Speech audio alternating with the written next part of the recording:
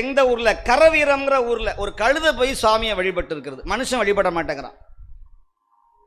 அந்த ஊர்ல போய் அந்த தூணை அப்படி தொட்டாவே போதும், அதுவும் ஒரு பிறவி. எத்தனையோ கல், ஒரு கல் அம்மிக்கு போகுது, ஒரு கல் குழவிக்கு போகுது, ஒரு கல் துவைக்க போகுது, ஒரு கல் சுவாமிக்கு போகுது. அந்த கல்லுக்கும் ஒரு ஜென்மம் இருக்கு. ஒரு ஊர்லயே பிறந்திருப்பான், அது வரைக்கும் போய் சுவாமியை பார்த்துருக்க மாட்டான். நான் போய் சுவாமியை பார்த்தேன்பா, நீ பார்க்கலடா, அவர் உன்னை பார்க்க வைக்கிறார்.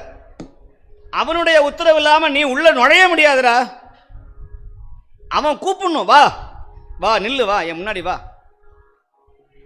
சுவாமியினுடைய அருள் இல்லாம அவனை தரிசனம் பண்ணவே முடியாது. இது சத்தியமான உண்மை. இது அன்பர்கள் புரிஞ்சுக்கணும். அதுல இந்த பிறவில இவ்வளோ சண்டை சச்சரவு பிரச்சனை. நிம்மதியா குடும்பத்தை நடத்தணுமா, திருவாசகம் பாடினோமா, ஆனந்தமா இருந்தோமா, எல்லாம்